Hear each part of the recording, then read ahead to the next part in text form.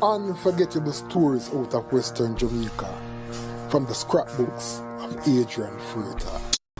For those who were not yet born or were too young to remember, there was a time in the 1980s when a legal M16 was regularly fired at Jarrett Park in Montego Bay. And instead of calling the police, residents would come out in great numbers to cheer on those who were firing that fearsome weapon.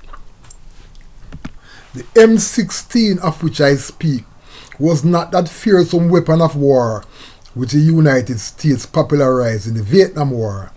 It was in fact a football team which was put together by former St. James FA president Westmore Thomas, who was anxious to display the power of Western Jamaica's football to his counterparts in Kingston. Since the M16 was not an official team, it did not play in any organized competitions.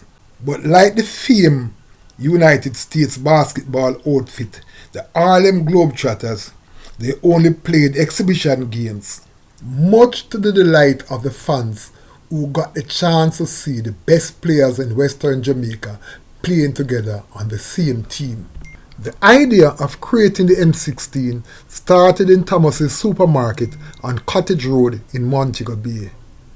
As part of his effort to create gainful employment for some of the top players in St. James, Thomas employed several of them in the supermarket.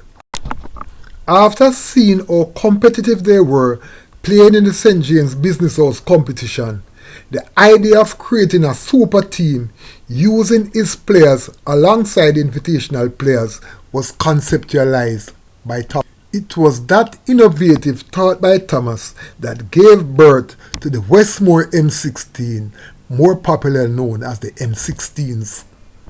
With sportsmen extraordinaire David Earl and Jerry Reid as the manager and assistant manager of the team, and with Steve Buckner, the legendary football coach, at the helm, the M16 was ready to fire, and it did. The star-studded team that was assembled was led by Seba United legend Alton Noah Sterling.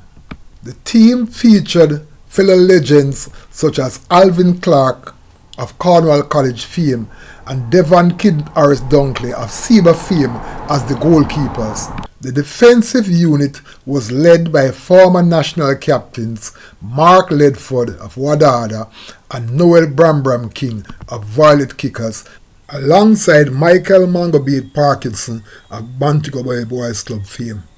The midfield featured skipper Sterling, his Seba United colleague Alan Ply Latti, and Wadada midfield maestro Alan Creature Aaron, and former national midfield general Winston Twinnibug Anglin.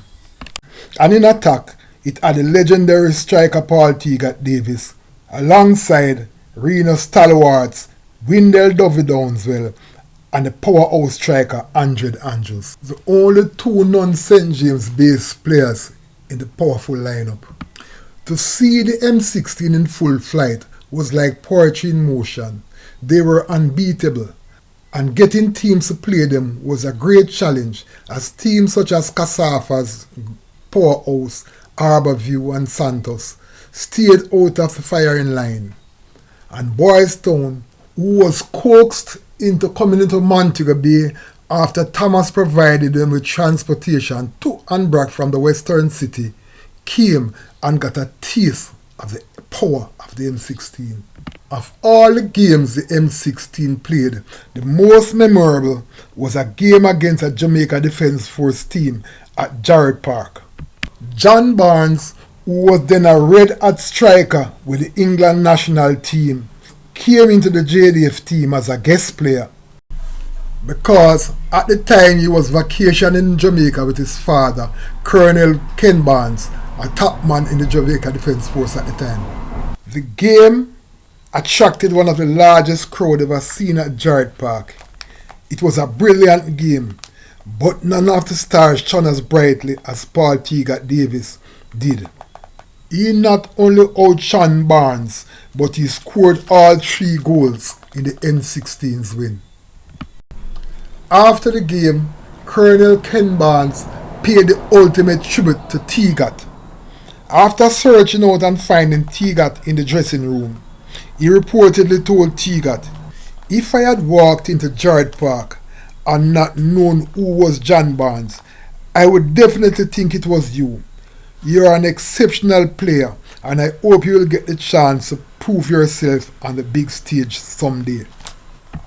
After that game, it became increasingly difficult for the M16 to find opponents to play. Gradually, the players began turning their focus back to their respective clubs, which ultimately resulted in the silencing of the M16.